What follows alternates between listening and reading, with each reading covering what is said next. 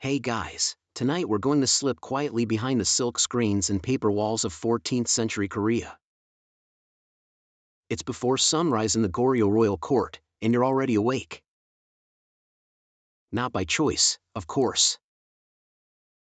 Your job doesn't start with the sun, it begins before it. Long before. You lie on a thin mat in a tiny shared room tucked beneath one of the palace's outer eaves. The air is cold, sharp, clean, and unheated.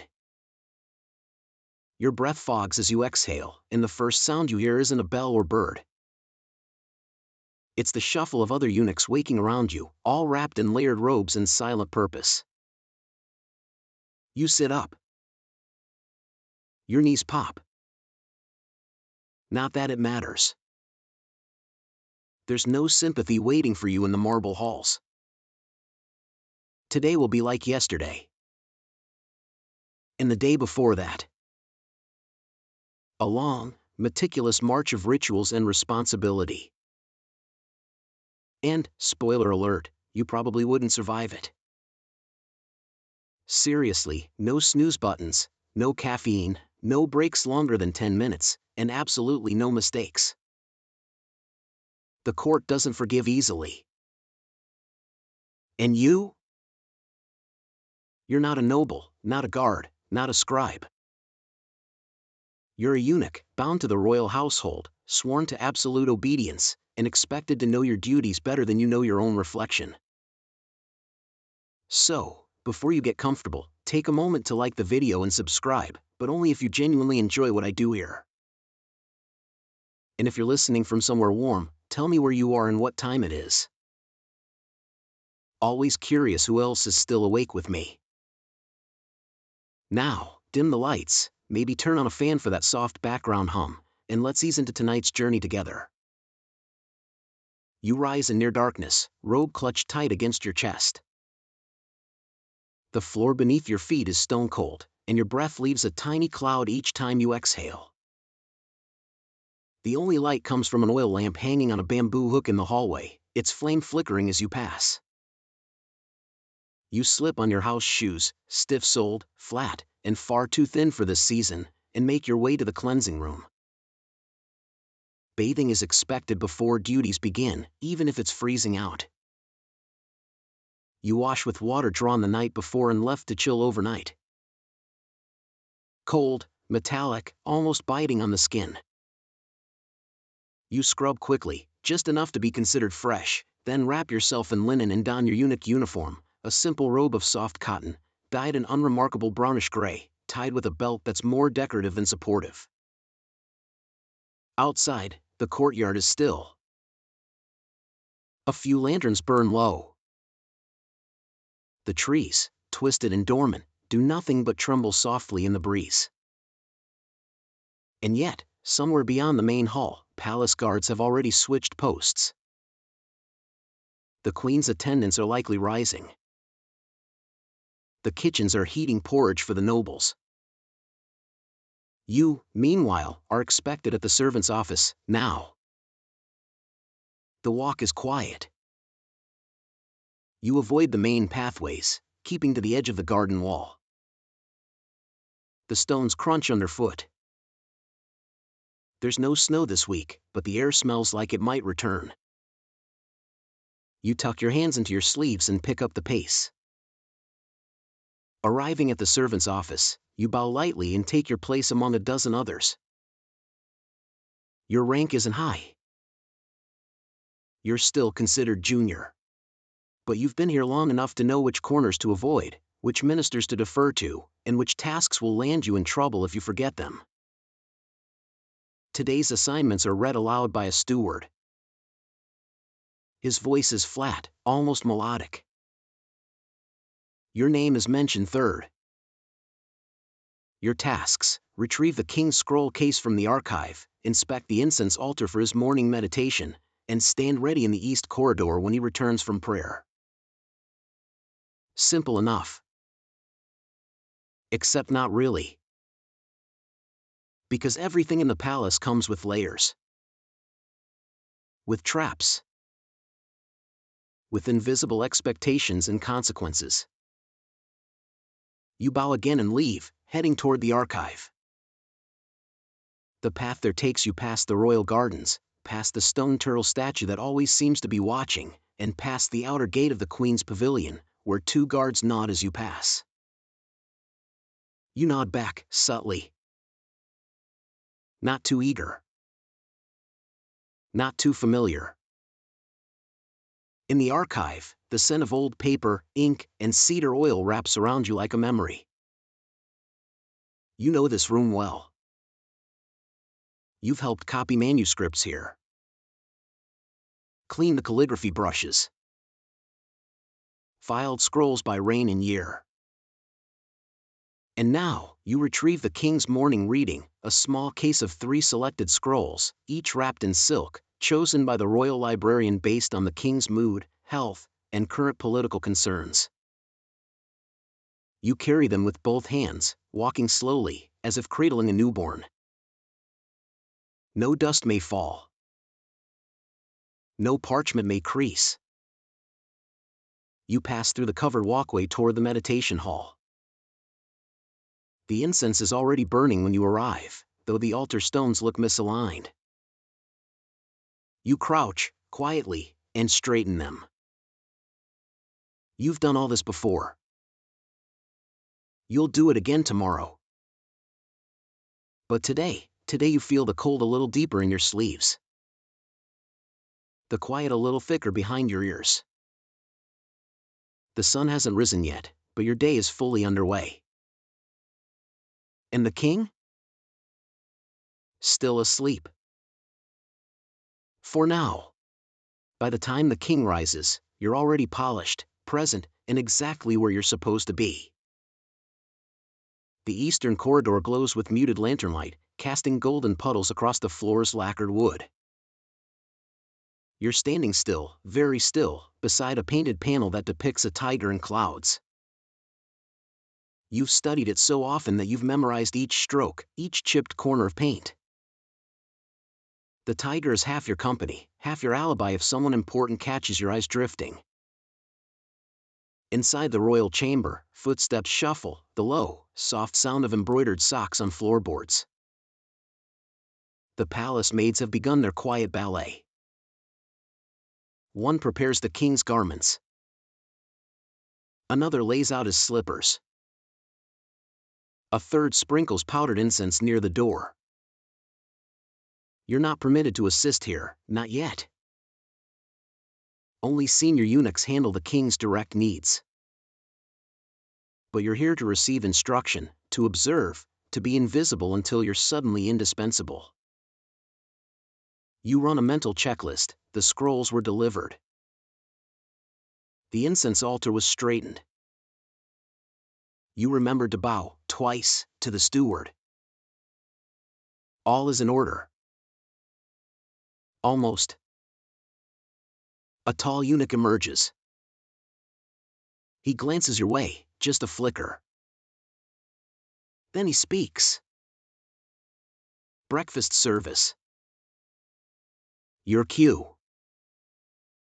You slip away down the corridor and into the service hall. The king's first meal is light, millet porridge, a spoon carved from Zelkova wood, and a single pickled plum in a blue-glazed dish. No silver, no gold, those are for feasts. Morning meals are simple but ceremonial. The porridge is thick, the plum centered perfectly. You carry it on a lacquer tray with 2 hands, eyes low. Never look too directly at the food. It belongs to someone else.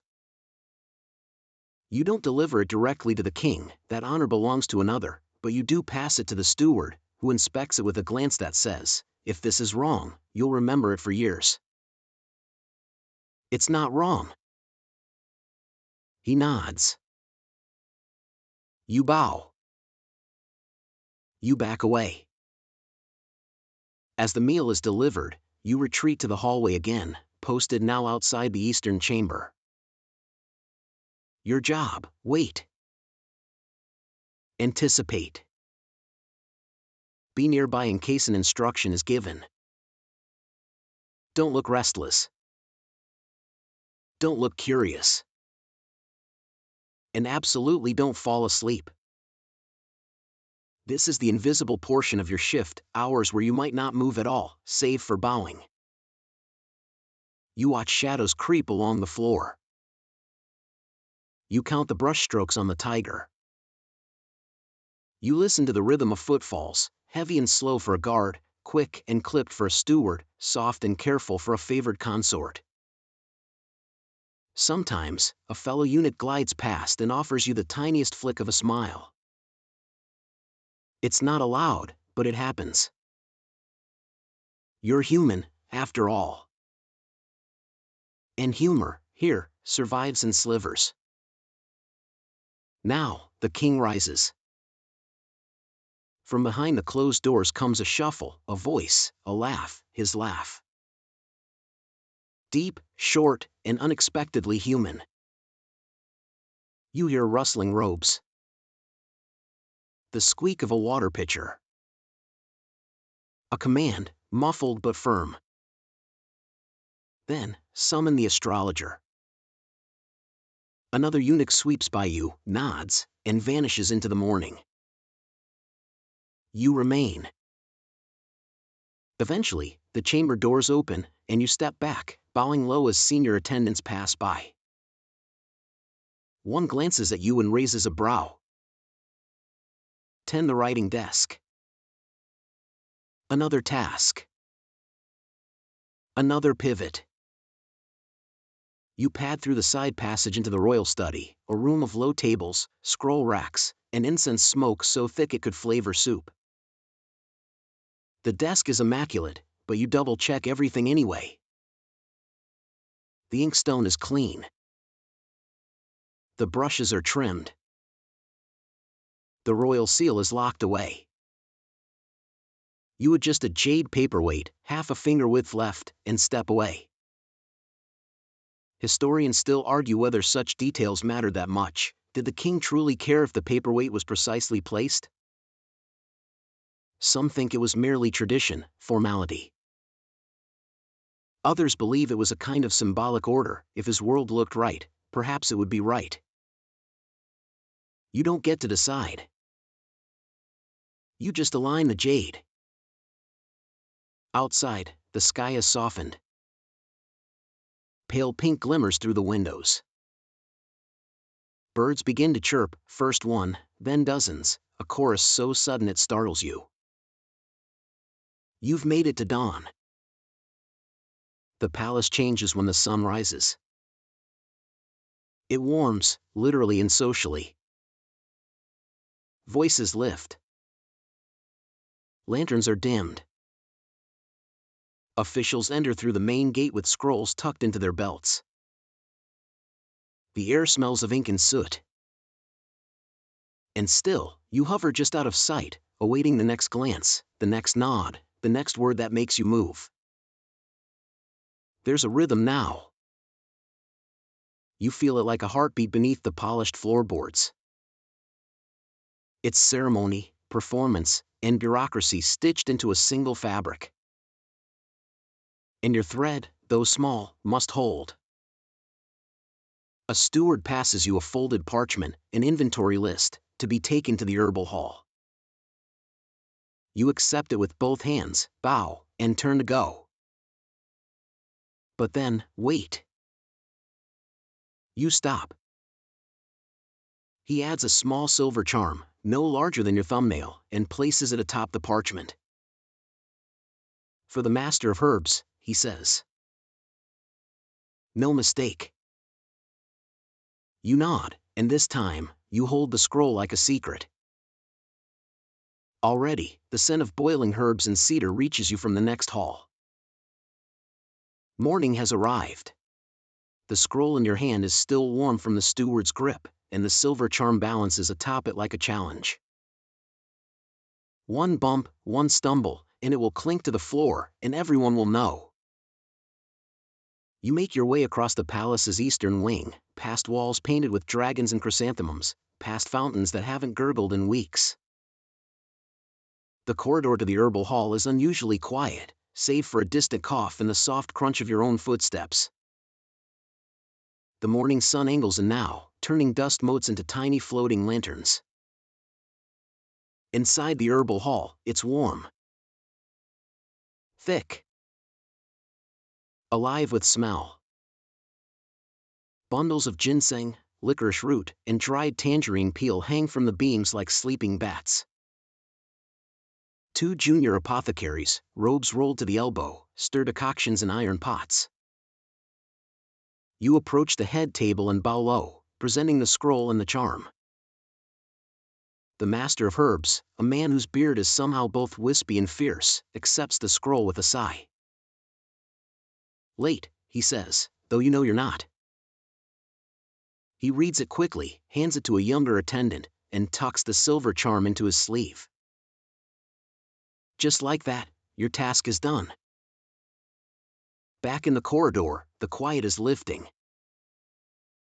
Palace life is gaining volume, ministers arriving, bells chiming, students from the Sangyeongwon Academy reciting passages in chorus.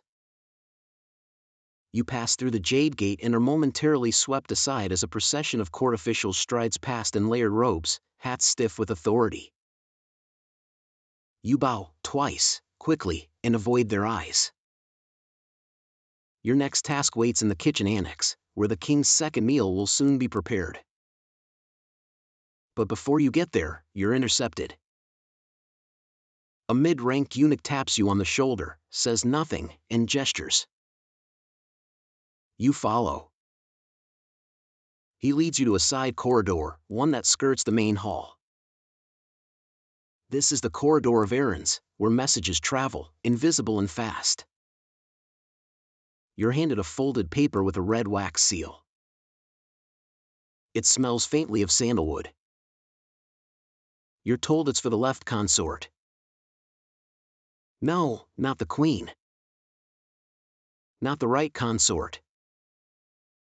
The left. You don't ask questions.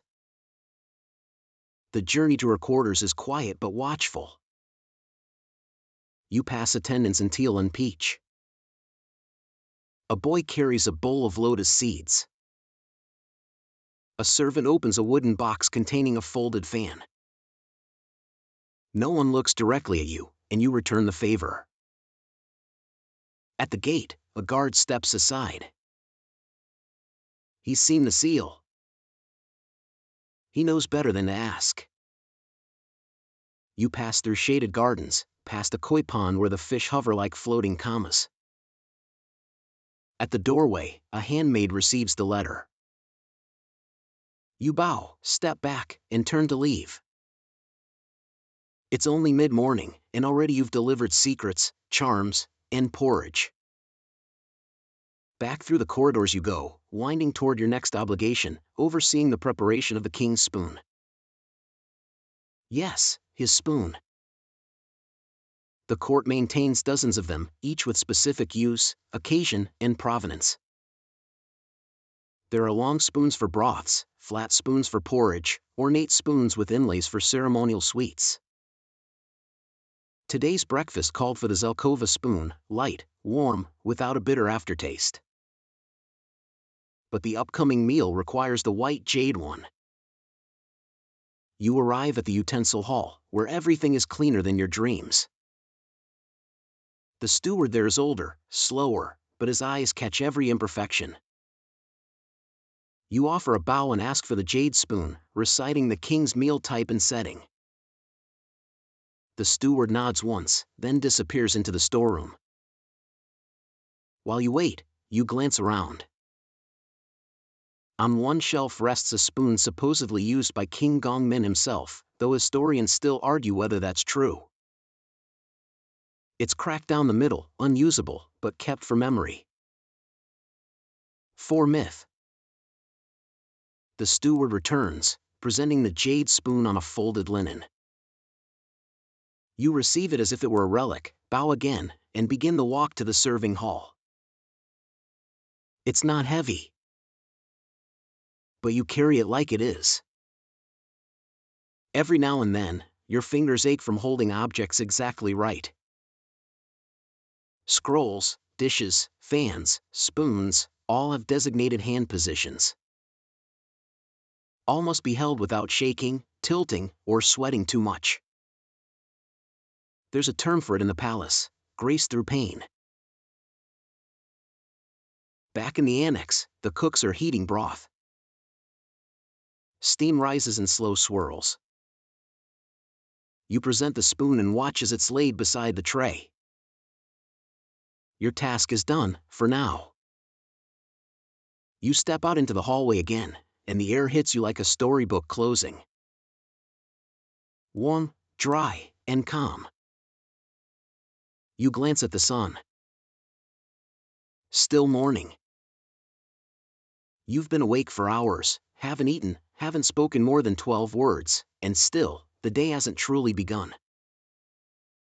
That moment comes next. Because as the next bell tolls, you'll escort the steward to the inner gates, where the king is preparing for the morning council. And you? You'll become a shadow on the wall. The council chamber lies at the palace's core, walled in by stone, shaded by tall eaves, guarded by silence. And you? You are precisely 14 paces from its threshold, bowing at a fixed angle, neither too low to seem subservient nor too high to appear proud. This is where the king will pass. And when he does, you will move in tandem, not leading, not following, but orbiting. You can already hear the shuffle of silk behind the inner screen. Robes being adjusted. A throat being cleared. The ceremonial bell strikes, once, twice, and then the procession begins. First come the scribes, then the senior attendants. You step backward, careful not to trip on the lacquered tile seam. Finally, the king appears, flanked by his two closest advisors. He wears the red robe of governance today, with a narrow gold headband. His face is unreadable, as usual. You bow. He passes. You pivot. And just like that, you are part of the wall again, close enough to be summoned, far enough to be overlooked. Inside the council chamber, light slants in through thin paper windows. You are not permitted to sit. You stand by the second pillar on the left, hands tucked neatly in your sleeves. The floor beneath you is warm from the underfloor heating, just warm enough to make your feet ache slightly, like they're being politely boiled. The meeting begins. Topics today: taxes, grain shipments from Giala province, the lateness of the autumn harvest, and whether the new silk suppliers in the south can be trusted. It's all spoken in a measured tone, no one shouts, no one interrupts. Disagreement is conveyed in raised eyebrows, the length of a pause, or a too deliberate sip of tea. You listen. Not because you're allowed to have opinions, but because you're expected to remember. Later, someone may ask who agreed with whom, who nodded, who didn't. It's not your place to offer conclusions, but your memory is part of the machinery. Quiet, unnoticed, necessary. Midway through, a scribe drops a brush. The sound is sharp. Startling. For a heartbeat, the room freezes. Then, the king says, calmly, continue. It resumes. But the scribe's ears are red for the rest of the hour. Historians still argue how much real power the king held during these councils. Some say the bureaucracy ran itself, with officials managing the day-to-day. Others believe every decision, even the smallest, waited on a nod from the royal mouth. The truth likely floated somewhere in between, a delicate balance of authority and performance. Your role is simpler. Don't fall over. Don't blink too much. Don't sway. And definitely don't scratch. Occasionally, the king glances in your direction, not at you, but toward the edge of the chamber. His gaze is brief, and it never lands. Still, you feel it like a gust of wind. Someone whispers your name. You pivot, step forward, and are handed a small scroll. No explanation. You bow, exit the chamber, and begin moving toward the south wing, where the logistics officers reside. The palace is now fully awake. Servants sweep leaves from stone paths. Musicians tune zither in the outer hall. A boy chases a sparrow across the garden and is swiftly scolded by a steward with a fan. You pass them all without speaking. At the logistics hall, you deliver the scroll. A clerk reads it, raises an eyebrow, and nods. You bow and turn to leave, but not before catching a glimpse of the list: names, weights, quantities. Possibly supply figures. Possibly something else. You don't dwell on it. On your way back, you're summoned again, this time by the steward of the Queen's brother. He needs someone to carry a message to the painter's workshop. Apparently, a mural has been delayed.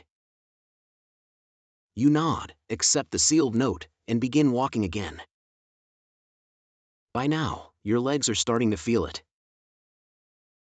The palace isn't massive, but it's labyrinthine, stone hallways giving way to wood, courtyards folding into gardens, staircases that seem to descend into dreams. At the painter's studio, you find a trio of artists squinting at a nearly finished panel, a phoenix in gold leaf, soaring above stylized clouds. The scroll is handed over. One painter mutters, again, but accepts it. You bow, turn, and head out. Before you can take 5 full steps, another eunuch flags you down. He's older, bent slightly at the waist from years of this same work. You're quick, he says. You nod. That's the compliment here. He presses a wooden token into your hand, an informal reward.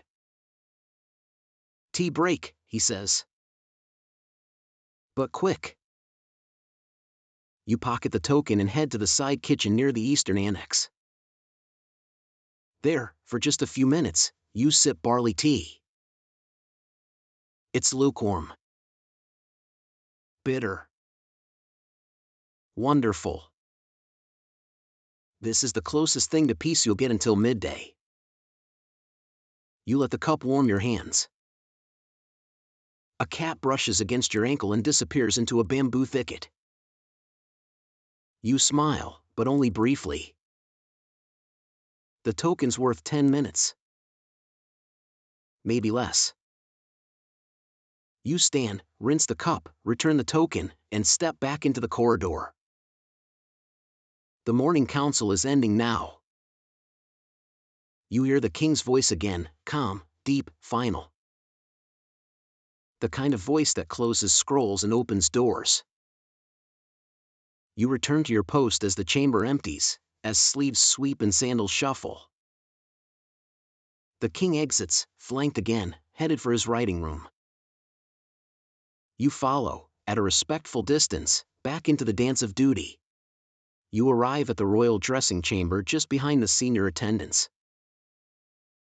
This time, you are permitted inside, not to handle anything, mind you, but to observe and assist if instructed. That's a promotion, in its way. It means you're trusted enough not to knock over the perfume tray. The room is warm. Always is. A small brazier glows in the corner, tended by a silent boy who fans the coals like he's painting with heat. The king has removed his formal robe. A fresh one waits on a wooden rack carved with dragon motifs, its deep navy fabric bordered in silver thread. Today is a mid-formal day, no audience with foreign envoys, no ancestral rites, but still, presentation matters. The robe must be layered precisely. Undergarments first, then a soft silk vest, followed by the main outer garment. The sash must lie flat, the folds must fall evenly, and the sleeves must be puffed just enough to imply dignity, but not so much as to seem dramatic. You watch as two senior eunuchs approach the king. One offers the inner vest, folding it around his shoulders like a calm tide. The other smooths it over the king's chest, tying a ribbon you couldn't untangle with a week's notice. Then the robe, lifted high, unfolded like a canopy, and lowered slowly. Arms extend, sleeves settle, hands vanish into the void of cloth. The king speaks occasionally, softly, casually. He comments on the weather. On the phoenix tapestry someone moved. On the painter whose draft still hasn't arrived. You stand with your hands clasped and your breath tucked deep in your chest. Someone gestures. You move. You take the incense dish from the corner table and carry it, slow, careful, not a ripple in your gait, across the room. It must be placed on the stand beside the king's writing desk. The incense is sandalwood mixed with dried orange peel. Not your choice, of course, but it's subtle and warming. Very appropriate for mid-morning. As you return to your spot, you pass a mirror. A rare item. Polished bronze, not for decoration but for reassurance. Not for the king, he rarely uses it, but for the attendants. Every fold, every alignment, must be just so. Symmetry, in court culture, is synonymous with stability. Historians still debate whether the Goryeo court was truly obsessed with visual harmony or if later Confucian historians simply emphasized it. Either way, your job includes remembering which side the ribbon tucks on. The ritual ends with a soft bow from the attendants. The king nods, satisfied, and departs toward the upper corridor. You bow deeper as he passes. Once he's gone, the room deflates slightly. One eunuch exhales. Another adjusts a tray. A third leans slightly on a pillar and rolls his ankle. Still standing, he mutters. You permit yourself a faint grin. Then, you're summoned again. Your next task is to assist in preparing the incense charms for the noonday meditation. These aren't simply bundles of herbs or little perfumed packets. These are ceremonial. Folded paper charms inscribed with blessings, dipped in special oils, tied with blue string, and placed in the corners of the meditation hall. Each charm is meant to do something different: bring clarity, dispel illness, protect the mind, encourage humility. You enter the side room where the charms are prepared. A senior eunuch greets you with a look that says, "Don't mess this up." You wash your hands in cold tea water. You dry them on rice straw cloth. You are handed a strip of paper and a tiny brush. Your job is not to write, yet. You fold. Precisely. 8 folds. 2 left, 2 right, 2 up, 2 down. The charm must look like a crane's foot. Or a lotus. No one quite agrees. The master calligrapher inscribes each one. His strokes are so light you think the paper might sigh. The characters are ritual, half poetry, half incantation. No one reads them aloud. But everyone treats them as real. Once folded and dried, you help pack them into lacquer boxes lined with linen. They will be carried, by others, to the meditation hall, but your name will be on the record as one of the handlers. A quiet mark of reliability. Outside, bells sound. The hour of the snake. Noon approaches. The palace begins to still.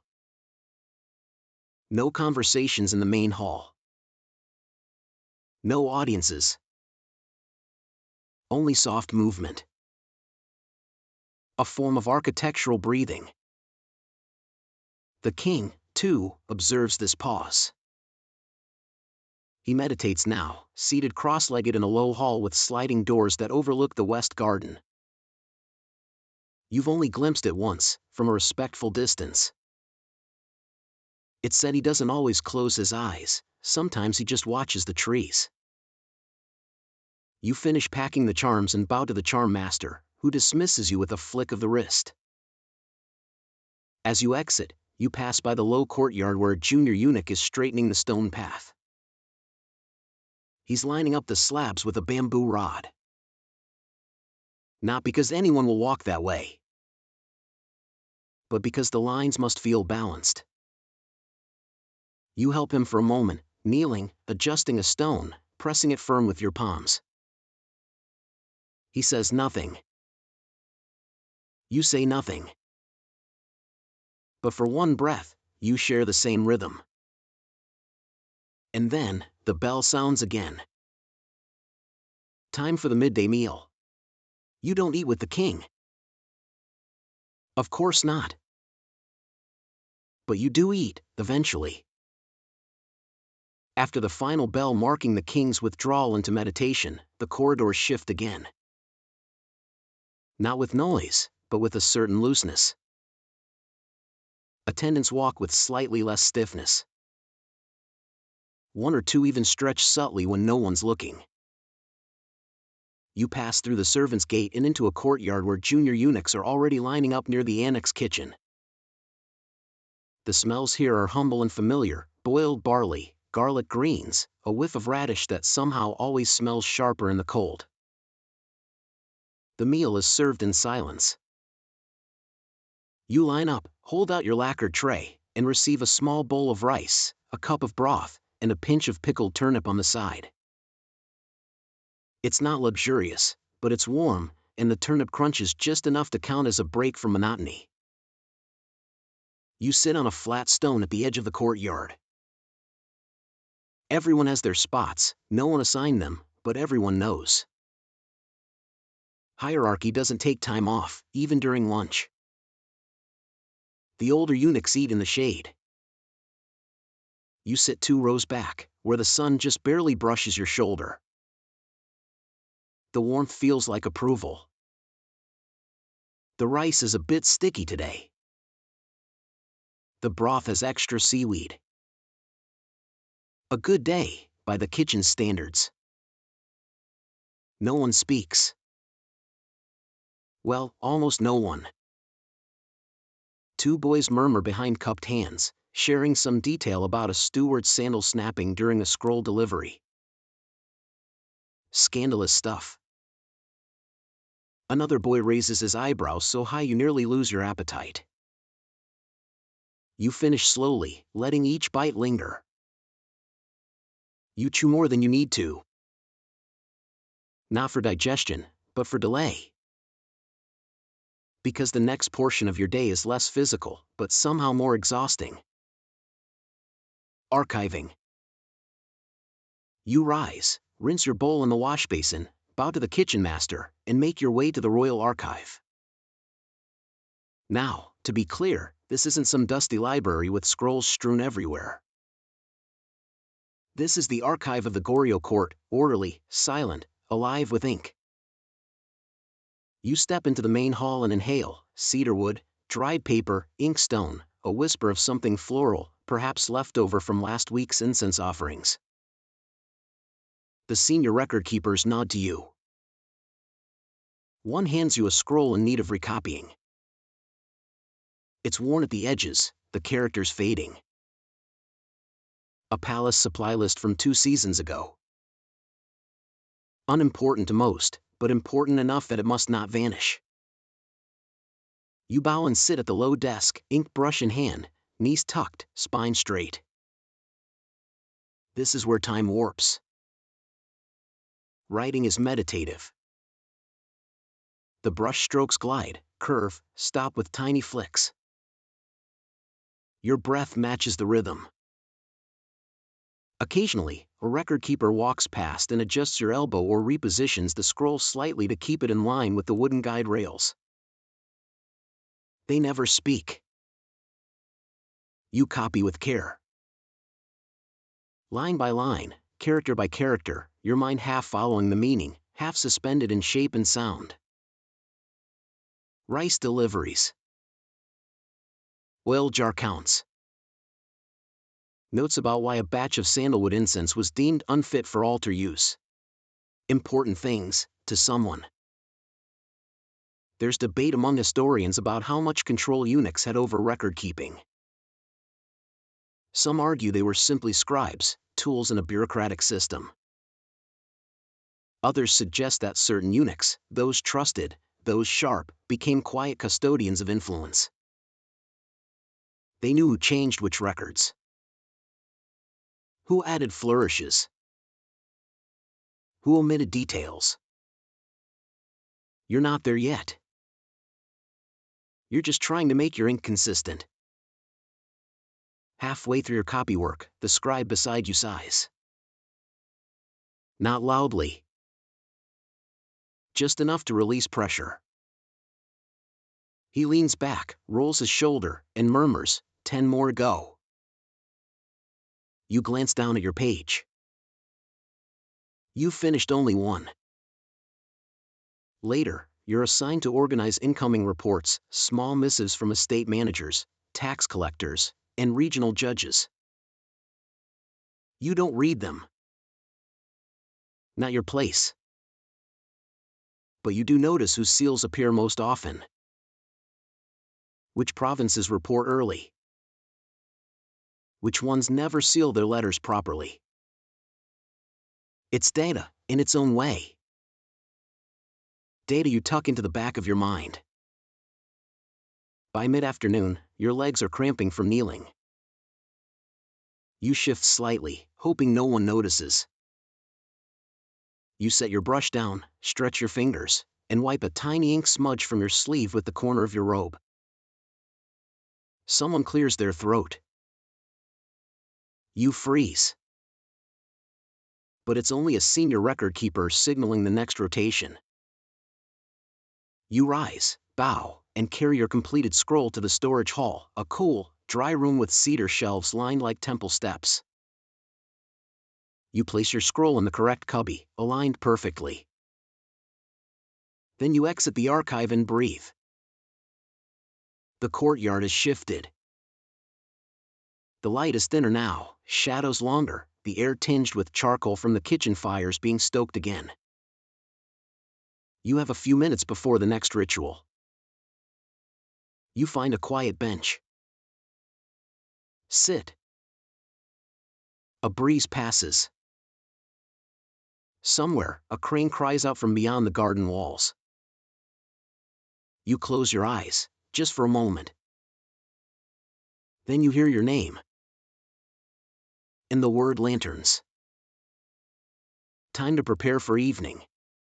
The sun is dropping now, sliding past the palace eaves and turning the walls golden. You stand at the threshold of the lantern storeroom, watching as the first wave of shadows settles across the walkway like a blanket being drawn. Lantern duty sounds simple, until you're the one trusted to light them.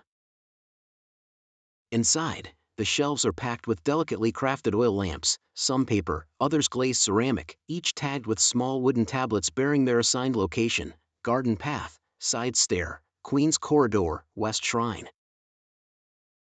You recite the ones you've memorized, then double-check them anyway. This isn't the task to rush.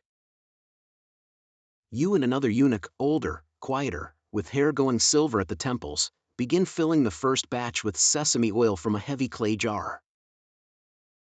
He doesn't talk, but he works fast. The two of you fall into rhythm: pour, check wick, cap, set aside. The smell of oil is thick but comforting, like roasted seeds after a long winter. You carry your first set toward the main corridor that wraps behind the Queen's private residence. The wind is picking up, tugging softly at your sleeves. Each lantern must be lit in order, with the flame cupped in your hand to shield it. If one goes out, you start again. You move slowly, like a ghost with a purpose. Each lantern you light makes the hallway glow a little more golden. The paper crinkles slightly as it warms, and the soft flicker of flame joins the palace's heartbeat. You can almost hear it: footfalls, muted laughter, the swish of fabric through unseen doors. At the final lantern, you pause. It's slightly crooked. You fix it. Then light it. Then step back to admire, not the beauty, but the correctness. The order. That's what you're here for. Back at the storeroom, the older eunuch nods once. You both load the second batch. These are for the ceremony rehearsal, an indoor ritual scheduled for tomorrow. Practice runs don't mean you use dummy props.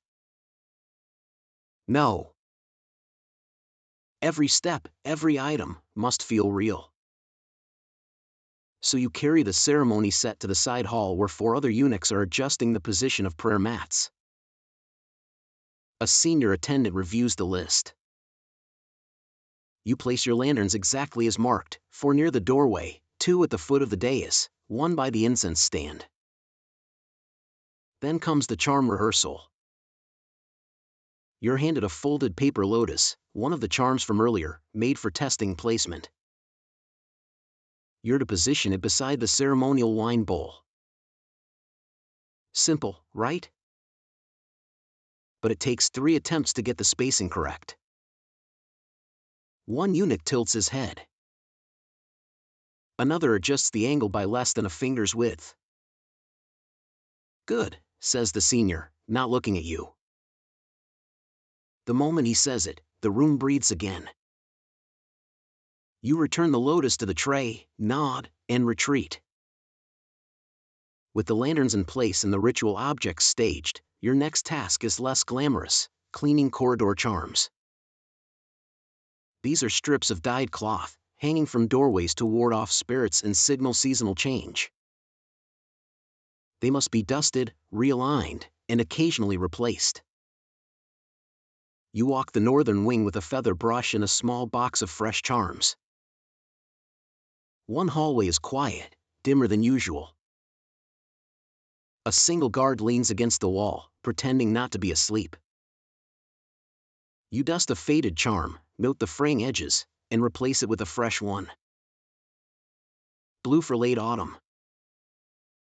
Tied in 3 loops. Not 2. Never 4.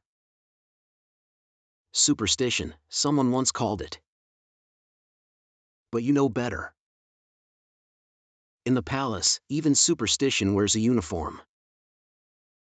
By the time you're done, the bells toll the dog hour, early evening. Time to prepare for the Queen's evening service. You're not going to serve her directly. But you are helping prepare the package: a tray bearing a gift from the king, a jar of plum blossom jam, wrapped in gold-threaded silk. Alongside it, a scroll of poems copied by a court scribe and an ornamental comb carved from jade. You carry the tray with another eunuch through the long gallery to the Queen's outer chamber. The hallway is lit entirely by the lanterns you placed earlier. The air is cooler now. Crisper. You exhale and see your breath. At the Queen's gate, 2 handmaids receive the tray. You bow, step back, and wait, just in case. One of the maids lifts the cloth, inspects the comb, and nods. The other checks the scroll's seal. Satisfied, they bow slightly. You retreat. And suddenly, you're alone for a breath. You lean against a low wall in the empty corridor. Behind you, distant music, a court zither plucking a melancholy tune. You don't know the song, but it's slow and soft, like silk falling from a shelf. The lanterns flicker gently now. Your fingers smell faintly of oil and paper. You blink longer than usual. Almost a nap.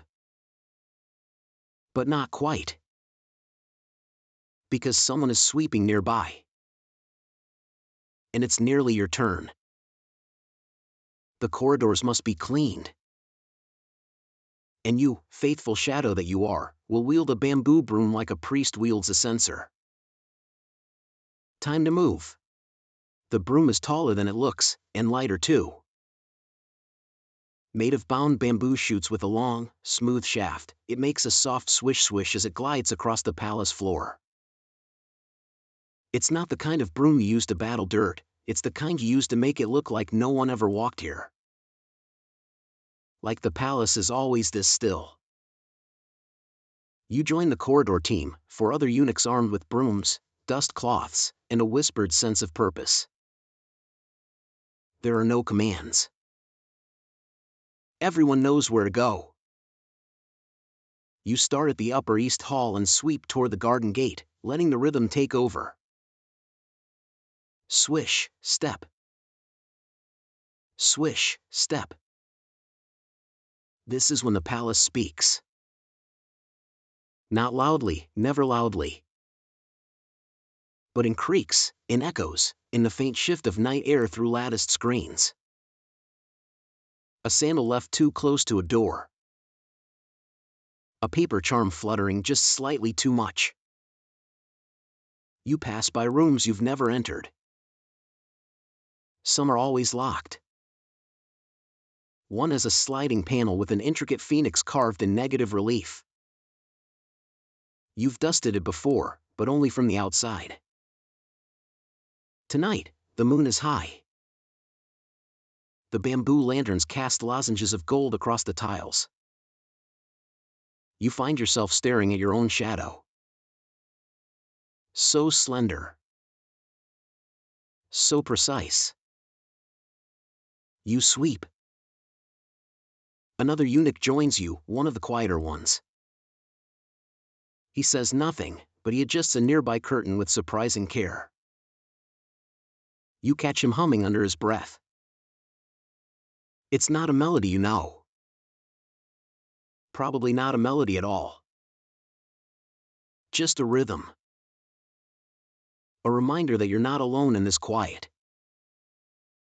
And yet, it still feels like you're the only one awake in the entire world. After a while, the brooms return to their storage rack. Yours makes a satisfying click as it nestles into place. You wipe your hands on your robe and prepare for the next phase, hallway inventory. Inventory isn't glamorous. You count oil jars, paper lanterns, spare ink blocks, ceremonial mats. Each must be noted, tallied, and recorded by morning. You and a fellow eunuch split the list. Yours includes the outer store near the west gate. The hallway there is long and winding. You light a small lamp and carry it with you, watching the shadows stretch ahead like dancers in retreat. At the storehouse, you kneel, untie the woven latch, and begin counting. 5 unused scroll racks. 2 boxes of silk thread. 7 intact lantern frames. 1 cracked water ladle. You pause. The ladle wasn't cracked yesterday. You mark it in red ink on the margin of your list, then note who accessed the storeroom last. You'll have to report it, not because it's urgent, but because every detail matters. Even the unbroken silence depends on someone noticing the cracks. Historians still argue whether eunuchs exaggerated their importance in record-keeping. Some claim the minutiae they recorded was bureaucratic overreach. Others argue it was the backbone of a sprawling administrative network that needed eyes everywhere. You're not interested in theory. You're just doing the job. As you make your way back, your lamp flickers. The oil is running low. You quicken your pace, following the wall's carved border, cloud patterns, phoenixes, curling dragons. Then you hear it. A rustle. Small, but deliberate. You freeze. It's probably a mouse. Maybe a loose charm reacting to a breeze. But still, you wait, listening. Palaces are full of echoes. Full of memories. Full of people who might not want to be seen. A guard appears, torch in hand. He nods. Not at you. Just to the space around you. Then he passes. You exhale. Keep walking. Now it's time for scandal sorting. No, really. This is when the whispers come out. Back in the side hallway, the corridor sweepers are gathered loosely in a circle. No one is being improper, technically. Everyone's still working. But while the brooms move, the conversation softens into suggestion. Did you see Lady Yun's attendant? She left the Queen's wing with a sealed box. I heard the poet in residence was summoned twice today, once by the right consort, once by the king. Someone said the astrologer burned the wrong incense last night. You sweep slowly, letting the words drift by like incense smoke. You don't contribute. You're newer than some, quieter than others. But you listen. Information is power. Even when it's probably nonsense. You finish your pass and hang your broom on its peg. Your legs are heavy now. Not aching, but used. You feel the palace in your calves, your knees, your back. Someone hands you a wrapped barley cake, still warm. You nod. That's enough. The night bell sounds once. Long, low, final. You nod again, to no one in particular, and head toward the archive hall. Night watch duty. Time to trade broom for brush. The archive hall at night is a different creature altogether. By day, it's an engine, buzzing with ink, scrolls, and silent movement. But at night? It's a temple. A place of sacred quiet, lit only by a single lantern and the glimmer of moonlight spilling through slatted windows. You arrive just after the last bell, your robe hem brushing the stone steps. The hall greets you with its familiar scent, inkstone, cedar, a faint edge of lamp smoke. A senior eunuch nods once, your handoff is brief. No small talk, just duty. You're now responsible for guarding the archive until just before the second bell. This isn't about fending off thieves. No one steals from the archive. This is about preservation. Presence. Someone must always be there, because if the written memory of the court is to survive, someone must watch it breathe. You settle into your post, seated on a narrow cushion beside the south alcove. The room is mostly shadow, save for your oil lamp and the weak silver streak of moonlight running along the floorboards. You exhale slowly. There's no movement here, at least none you can see. But everything feels alive.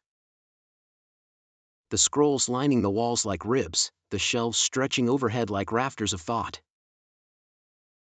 You swear you can hear ink drying in the dark.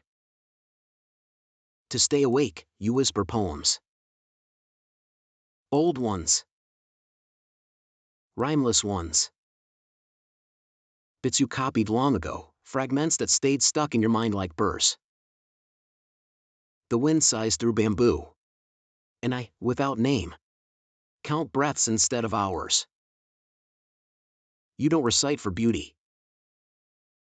You recite for rhythm.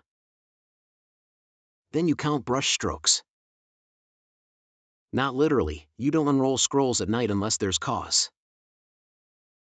But you imagine them. The loops. The arcs. The flicks at the end of a syllable. Each one, a breath. Each breath, a promise that someone remembered something important. Sometimes, historians wonder how much of what we know today survived because of quiet nights like this, nights when a tired eunuch in a cold archive chose not to doze off. You're not going to doze off. Mostly because it's cold. You pull your sleeves tighter, tucking your hands in like nesting birds. Your knees ache, but you dare not stretch too loudly. You shift your gaze to the far shelf. There, on the upper rack, rest 3 sealed chests. One contains land records. Another, foreign correspondence. The third? No one talks about that one. Not because it's dangerous, but because it's old. So old that even the record keepers call it the forgotten box. You're tempted to look closer. But that's not your role. Curiosity is not the same as access. Still, you wonder. You light another segment of the lamp wick. The flame flutters and steadies. Shadows reassemble themselves across the beams. Suddenly, there's a creak. Not close, but audible. Not threatening, but present. You rise, slow and quiet, and step into the narrow side aisle. You check the latches. The doors. The paper screens. All intact. Then you see it, a sheet of paper, half unrolled, caught beneath the edge of a scroll rack. Likely disturbed by a draft, or maybe shifted when a pigeon landed on the roof. You kneel. Gently roll it back up. Return it to its resting place. Not your scroll. Not your business. But still, your care. You sit again. You listen. You count. The night deepens. Outside, a wind catcher groans softly overhead, pulling air through the walls. It's not enough to warm you, but it's a comfort. You think of home. Which is strange, because you don't really have one anymore. You've lived in the palace since you were a boy. The hallways are your streets. The scroll racks, your skyline. You remember a pine tree near your mother's window. You remember the smell of barley steaming. You remember a chime. Not a bell, but a small brass wind chime hanging above the archive's door. It rings when the night breeze slips in. It's almost time. You rise, stretch slowly, brush off your robe. One last patrol, through the aisles, past the scrolls, across the ledger room, into the adjacent calligraphy chamber. Everything is in place. Everything is quiet. You extinguish the lamp. Gently. One breath over the flame. Darkness returns. You exit through the north door, bowing slightly as you pass the stone threshold. Not out of superstition, out of habit. The archive deserves a nod. Your watch is over. Now, to the dormitory. A short walk. long awaited. The sky above you is stars and stillness. The breeze carries the last notes of a distant zither. Your sandals slap softly against the stone path. In this moment, the palace feels like a cradle. And you? You feel like sleep. The dormitory for palace eunuchs isn't grand. It isn't ornate. It doesn't even creak with the dignity of age like other parts of the palace. It's just clean, quiet, sparse. You slide open the door with practiced care. No one greets you. This late, everyone is either asleep or pretending to be. Even the light has gentled, coming only from a small oil lamp near the entrance, its glow curved like a cat asleep in a bowl. You slip off your sandals and pad silently across the room. Mats are laid out in uniform rows, blankets folded at precise angles. You spot your place, second from the right, near the back, with your wooden comb tucked into the wall recess and your name charm hanging from a nail. You kneel, bow once to no one in particular, again, habit, and begin to unwind. Your robes are removed layer by layer, folded neatly and placed in your personal basket. You wipe your face with a cloth dampened by barley water, brush a stray grain of dust from your sleeve, and finally, lower yourself onto your mat. The blanket smells faintly of straw and cedar. You exhale. You could sleep now. You really could. But sleep doesn't come easily in the dormitory. Not at first. Not with all the thoughts pressing in.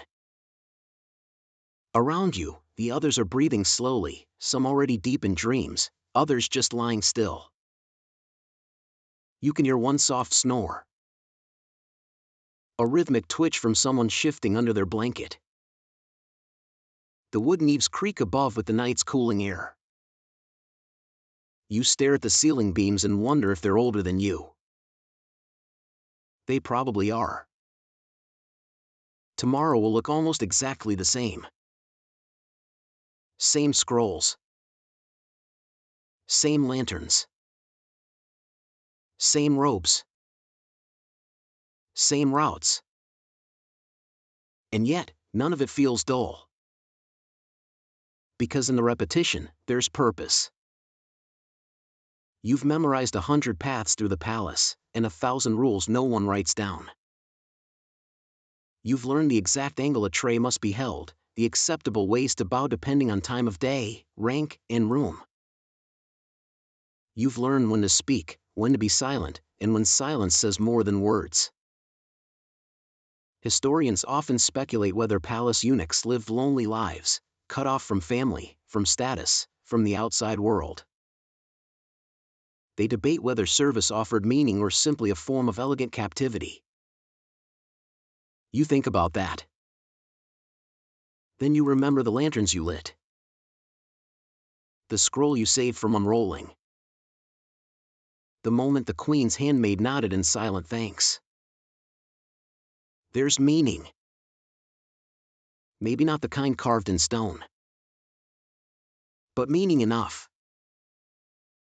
Your fingers trace the embroidered edge of your blanket.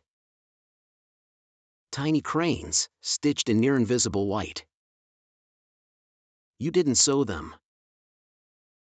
But someone did. Someone decided even a sleeping mat deserved grace. Someone also left a barley cake on your shelf. You see it now, wrapped in soft cloth, probably from the kitchen assistant who owes you for fixing his spilled ink tray. You'll eat it tomorrow. Probably. For now, you turn on your side, knees tucked. One arm folded under your cheek. You close your eyes. Then open them again. Because the night isn't quite done. A soft knock at the frame. A whisper. Your name. You sit up. One of the senior eunuchs gestures, urgent, but not alarming. The king requests a copy of the foreign envoy list. Immediately. You nod, rise, and dress quickly. No complaint. This is part of the role. Your bones crack slightly as you stretch.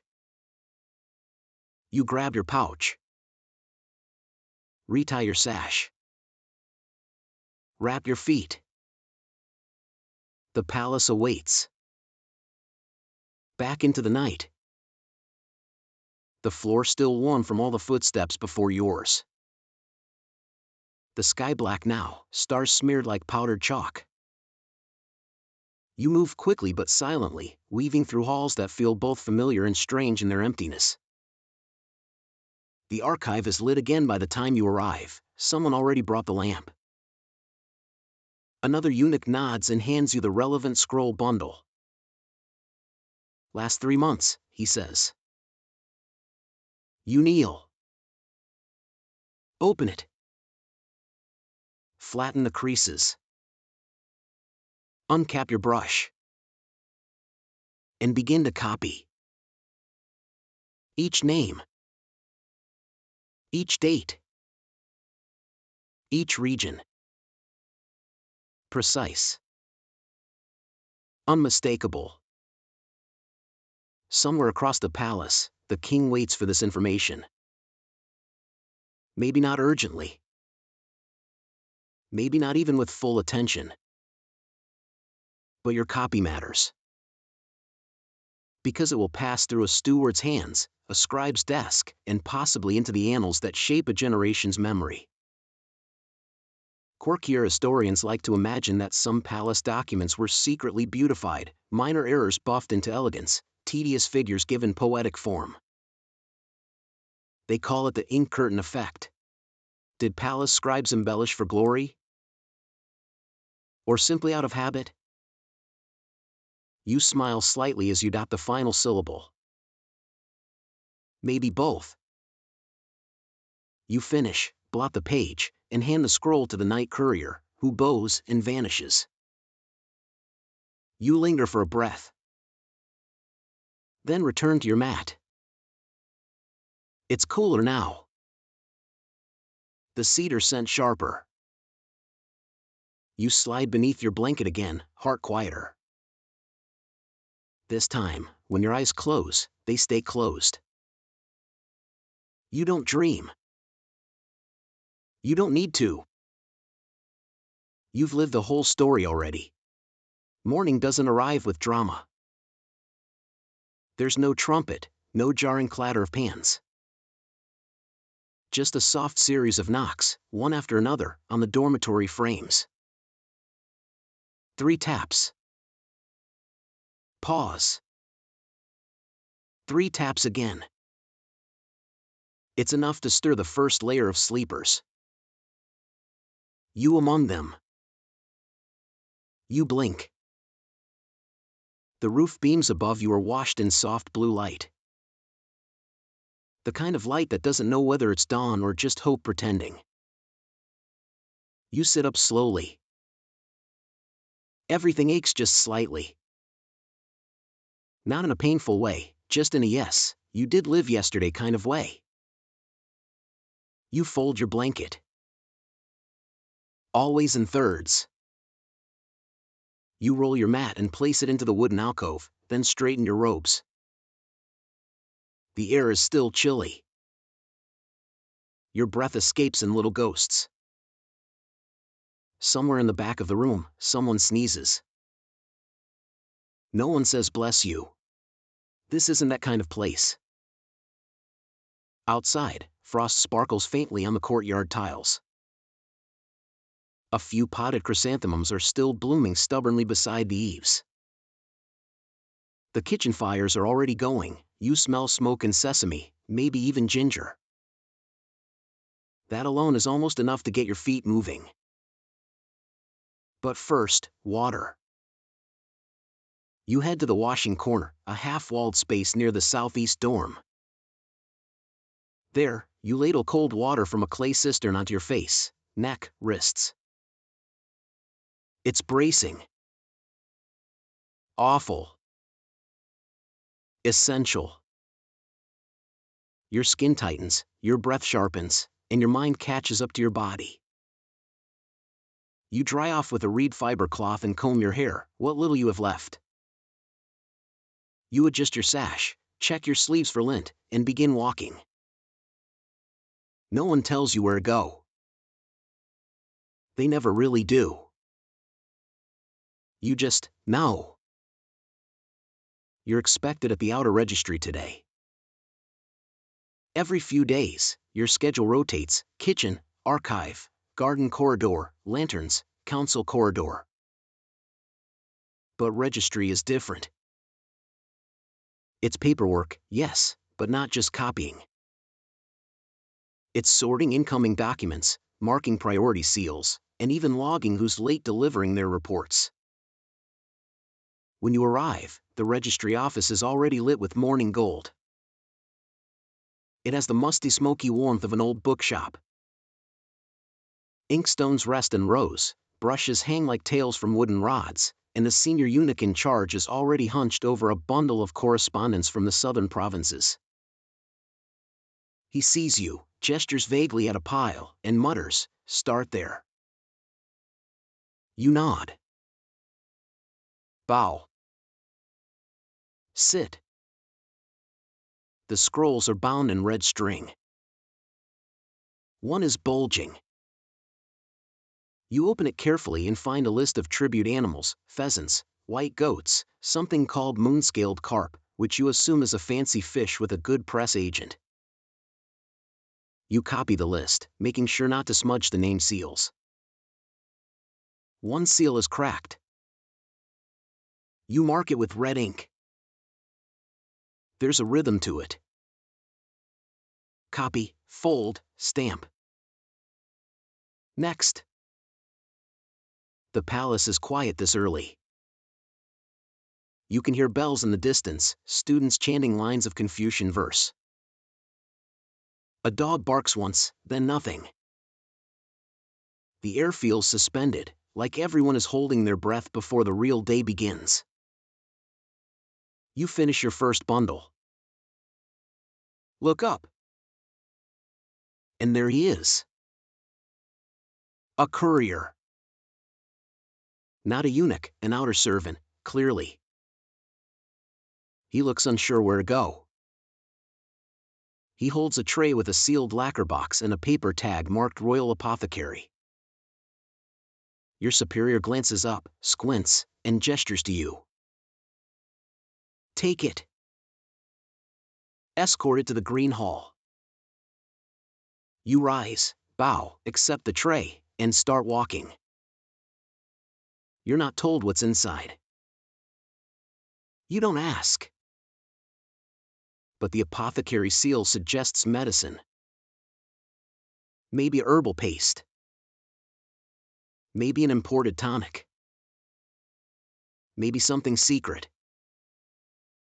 The Green Hall is nestled near the garden court, a quiet cluster of rooms used for health consultations, meditation, and minor treatment. You pass a boy sweeping petals off the path, another pouring warm water into a basin. At the Green Hall door, a handmaid receives the box with a bow so perfect it's almost invisible. You return it, bow again, and step back into the courtyard. You take the long way back. Not because you're avoiding work, never that, but because the morning light here is too beautiful to miss.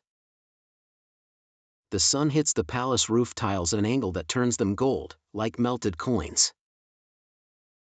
The stone paths are dry and clean. A line of birds hop along the garden rail.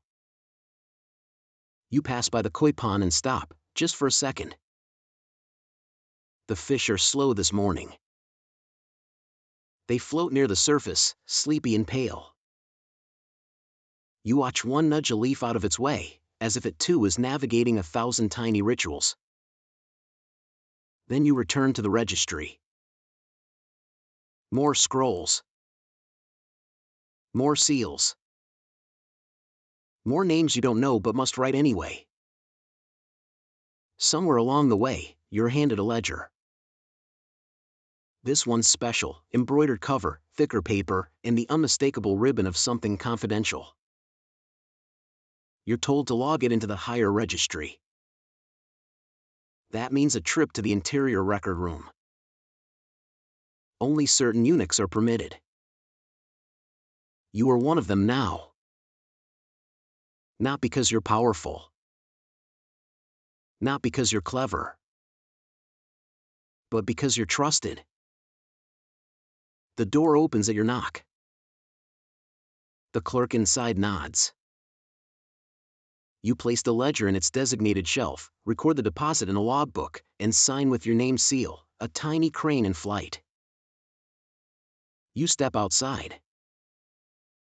The sun is now above the rooftops. The palace is alive. Vibrant. Ticking like a clock. And you? You keep time. By mid-morning, the pace of the palace settles into a kind of elegant churn. You've eaten your barley cake, cold, chewy, still slightly sweet. And now, you're being pulled toward your next duty, assisting in the flower rotation. Yes, flower rotation. No, it's not a metaphor. Actual flowers. Actual rotation. The Goryeo court was famously fond of seasonal arrangements, branches, blossoms, sprigs of herbs. Not for display, exactly, but for harmony. Every hall had a seasonal centerpiece. Every shift in weather meant a shift in scent, in color, in the quiet signal that time was still moving, even when palace life seemed frozen in formality. Your job this time? Collect and replace the withering arrangements outside the Hall of Calm Reflection, a narrow chamber where the king sometimes composed poetry or reviewed foreign tribute items. You arrive with a lacquered tray and 2 folded cloths. The arrangement today is pine and dried persimmon. Winterish, sturdy. But the persimmons have sagged. Time for change. You remove each stem carefully, folding the cloth underneath to catch stray needles or petals. Behind you, a low-voiced scribe copies a Tang poem with exaggerated precision. You don't interrupt. You're part of the furniture here. Moving furniture, but furniture nonetheless. The replacement arrangement is ready in the nearby conservatory, plum blossoms with small cuts of waxy camellia. Early bloomers, meant to honor the resilience of winter's end. You position them into the bowl, one arching high, one curving low. You step back. But just by a finger's width. Step back again. The scribe nods, approving without looking up. You bow and depart. As you make your way through the northern hall, you're stopped by a steward carrying a tiny scroll. He waves it like a fan and says, to the record keeper. With pace. It's marked request for banquet guest list approval. You accept it and head toward the administrative quarters where the keeper of names resides. Along the way, you pass a group of palace guards in ceremonial armor, polished again, and then dusted for good measure.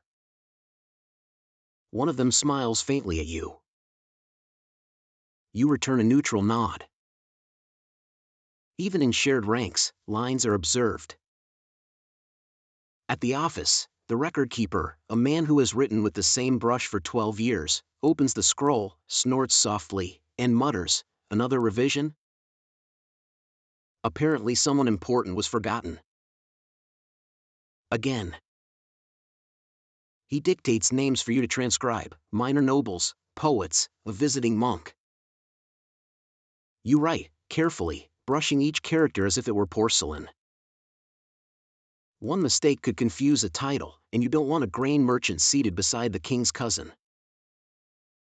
Historians still puzzle over the complexity of Goryeo banquet lists. Some are based on rank. Others, on merit.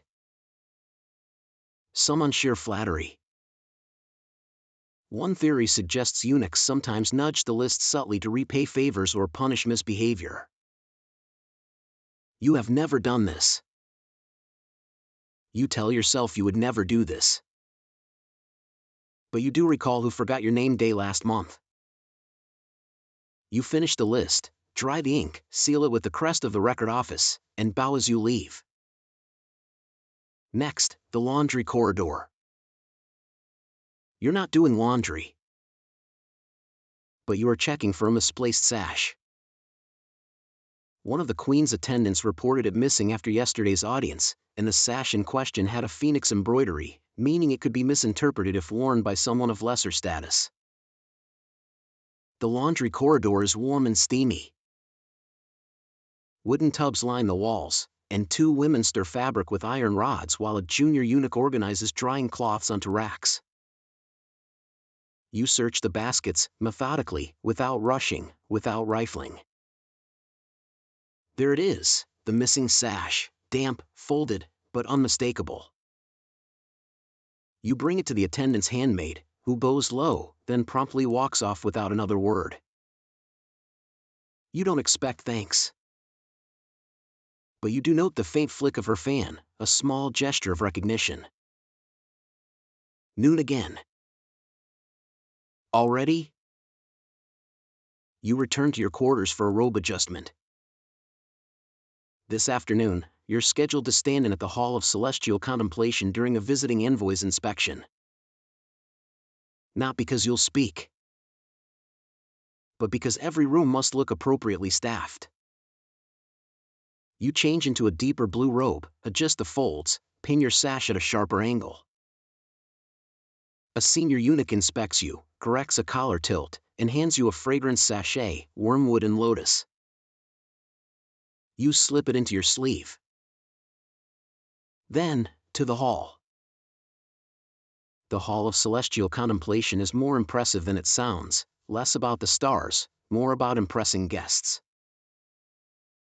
A long chamber with black lacquer beams, a tiled floor polished to a mirror sheen, and windows cut into geometric lattices that make the sunlight look intentional. You stand beside the central pillar. Still. Upright. Slightly angled. The envoy arrives. From the Yuan court, by the look of his attire. Rich silks. Broad eyebrows. A translator follows, 2 paces behind. You do not move. But you do observe. The envoy glances around. Eyes pause on the ceiling painting, dragons, clouds, a golden sun the size of a dinner plate. Then down. To the guards. To the servants. To you. He lingers. Then moves on. The translator murmurs. The steward nods. The moment passes. Later, the steward says, "He thought you were a statue." You smile inwardly. Then nod, outwardly. The Hall of Celestial Contemplation empties slowly, like water receding from polished stone. You are the last to leave. Not because you're punished, but because someone has to check for debris, loose silk thread, sandal scuffs, or, heaven forbid, a smudge on the lacquer tiles. There is none. You glide your palm over the central pillar once more, both out of habit and something quieter. Respect, maybe. Superstition. Or just your way of marking presence in a place where you're trained to disappear.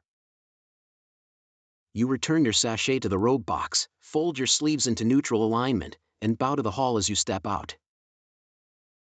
Late afternoon now. The light has thickened. The sun pours sideways through the long walkways, making every dust mote look ceremonial. The entire palace glows as if the air itself has memory. You are summoned to the garden basin. This is a real honor, low profile but sacred. The basin is where the ceremonial waters are gathered before purification rites. Today, it's for tomorrow's lunar washing ritual, a quiet ceremony the king will perform with the court astrologer. You won't witness it, but you will help prepare for it. You arrive to find 3 other eunuchs kneeling by the edge of the stone basin. Its water is perfectly still, a dark silver mirror set into the ground. Floating within are white magnolia petals, scattered just enough to seem accidental. Your task, adjust the petal arrangement. Yes, that's a real instruction. You use a thin wooden stick with a hooked end to shift the petals slowly, mindfully. One must drift to the edge. 2 must overlap slightly in the center. 3 others form an open arc. You do not speak. You barely breathe. You've seen this done dozens of times, but now it's your turn. 1 petal resists. You nudge it gently. Finally, it glides into place. The lead eunuch nods, expression unreadable. The basin shimmers. Task complete. Afterward, you are sent to the moon gate to escort the incense bearer.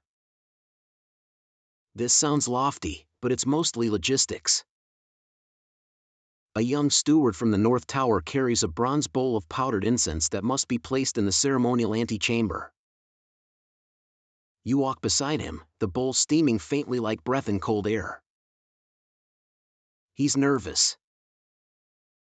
You tell him, softly, out of the side of your mouth, just don't trip. The rest will follow. He stifles a laugh. The incense curls higher. At the antechamber, the offering is received by a scholar monk in green robes. He bows low. His hair is tied with an ink-black ribbon. You hand over the scroll confirming the delivery and step back, palms folded. Done. Almost. You return to your corridor and are promptly handed a fan. Now for cooling yourself. For service. There's a poetry recital happening soon. Hosted by one of the king's favorite consorts, it's a semi-private event, no instruments, no attendance, just a few chosen voices reading verse beside the chrysanthemum pavilion. You're there to stand behind the reader and fan her gently. Yes, really. You take your position. The consort is already seated, robe folded neatly around her knees, scroll in hand. Her voice is low, deliberate, practiced. Not the singing tone of a performer, more the gentle unfolding of thought on paper. You fan slowly. Rhythmically. The way your mentor taught you. Big gestures are rude. Sudden ones, worse.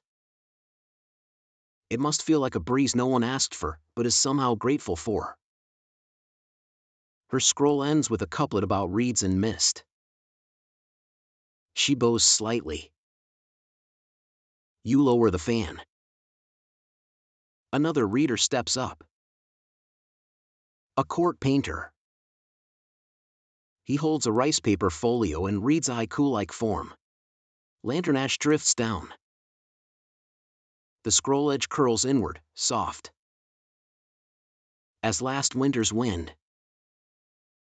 No applause, of course. But someone sighs. Later, as dusk slides into evening, You walk the lamp trail back toward the dormitory. The air is heavier now. Not unpleasant. Just fuller. Like the palace has exhaled for the day. You stop briefly at the corridor near the queen's quarters. One of the charm ribbons has come loose. You retie it. Not because anyone told you to. Just because it would bother you if you didn't. Historians still argue whether palace eunuchs were overly fastidious or merely following rote protocol. You know better. If you don't care about the little things, the big things unravel. At the corner near the incense hall, a senior eunuch stops you. There's a boy in training. New. Assigned to water jugs. He spilled one. You nod. You find him. He's red-faced, kneeling by the jug stand, wiping water with a reed mat. You kneel beside him. No one died, you say. He looks at you like you've spoken blasphemy. Just be careful next time. Try lifting with your knees. And breathe before you turn. He nods. Doesn't speak. Doesn't need to. You walk back, hands damp, heart light. Another day survived. Another handful of petals arranged, scrolls recorded, mistakes averted. You won't be remembered for any of it. But you'll remember. Evening again. Not the bright gold of late afternoon. Not the inky blue of midnight. But that velvet hour in between, when the shadows lengthen like silk unfurling across the floor and every sound seems slightly more ceremonial than it really is. You're sent to the quiet courtyard. It's a garden, technically, but more of a breathing space, a rectangle of moss, stone lanterns, and one stubborn ginkgo tree that always drops its leaves 2 days before anyone expects. A monk once said the tree had excellent manners. You're not sure what that means, but you've never seen anyone correct him. You're here for reflection hour. Not your reflection, though you'll do plenty of that. No, this is a palace tradition, meant to let servants, eunuchs especially, pause and mentally reset.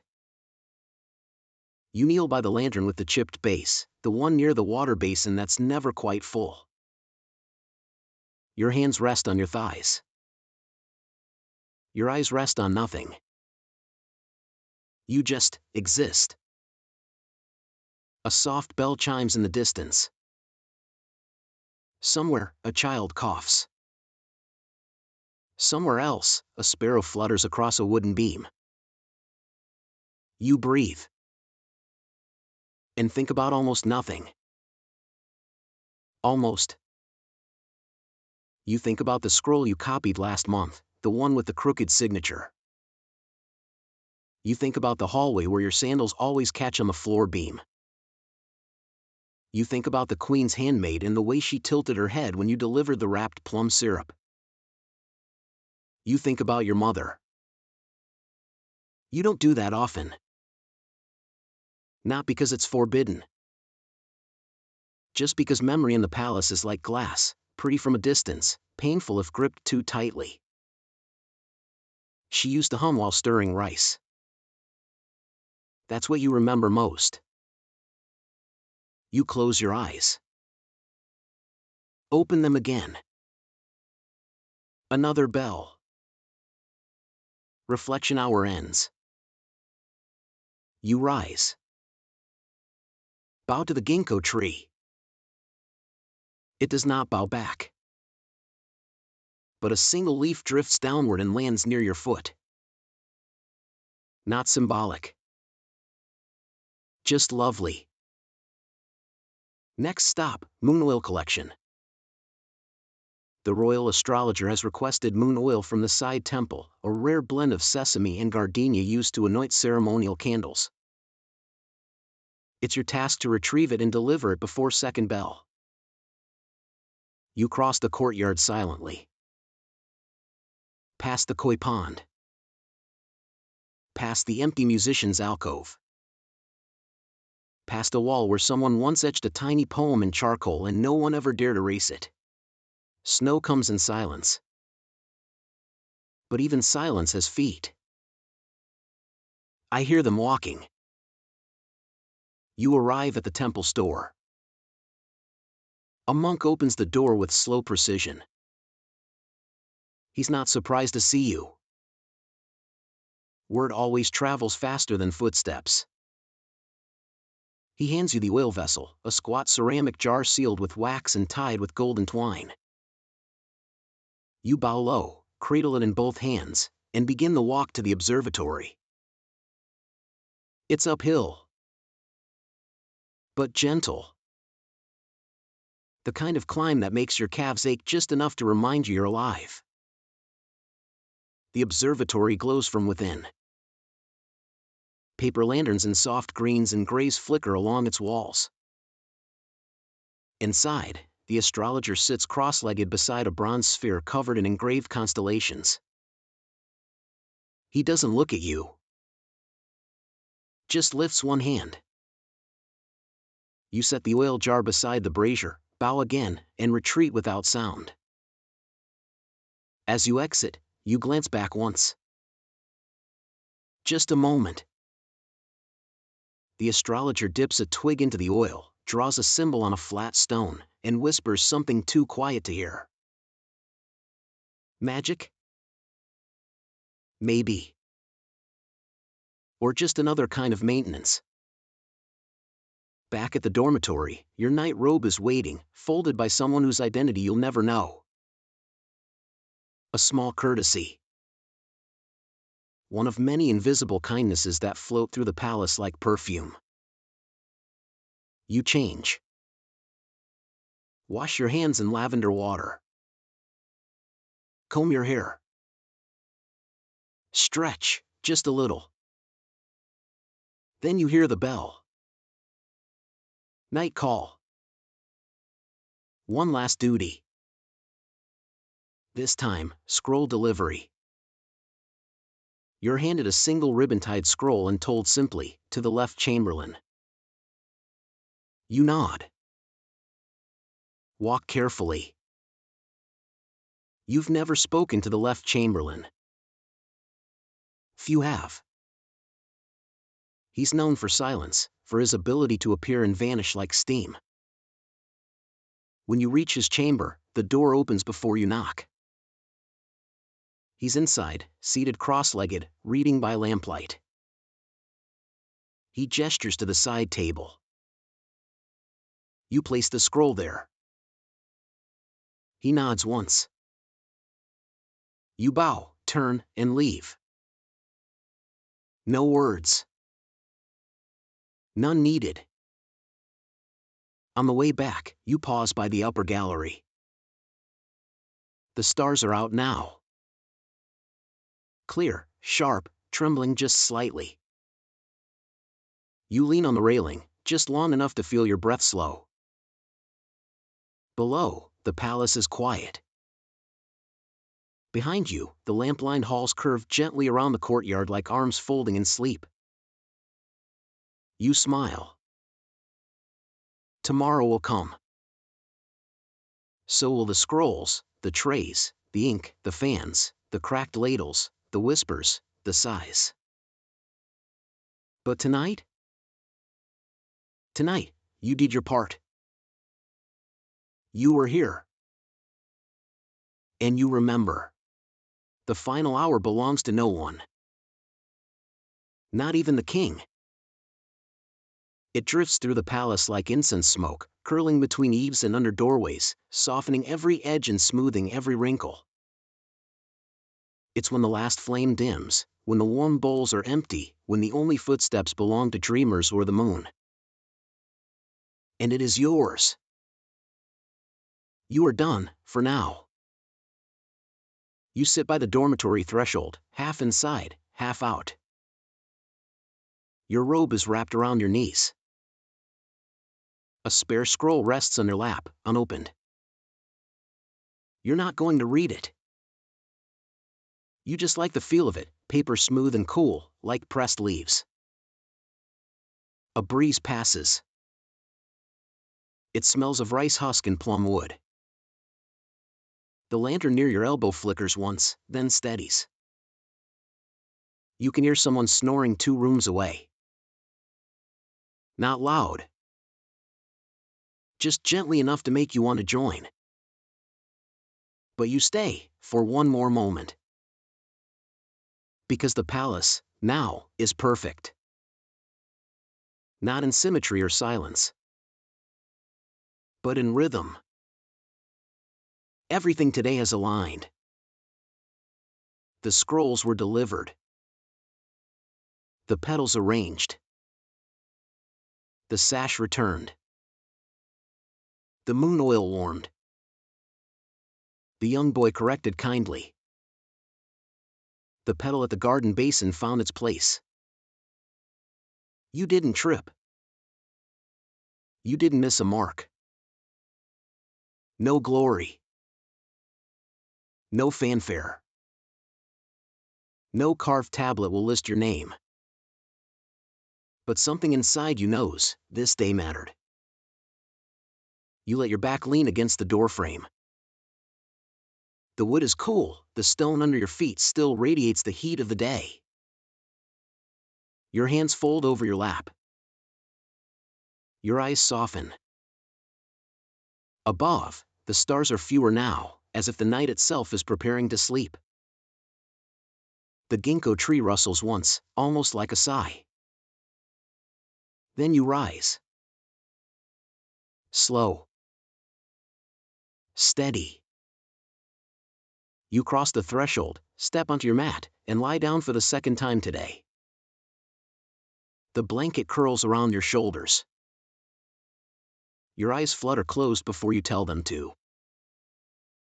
In the palace, quiet as a poem written in moonlight, holds its breath with you. You don't dream this time. But if you did, it might be of lanterns. Or chrysanthemums. Or a single perfectly tied charm fluttering in windless air.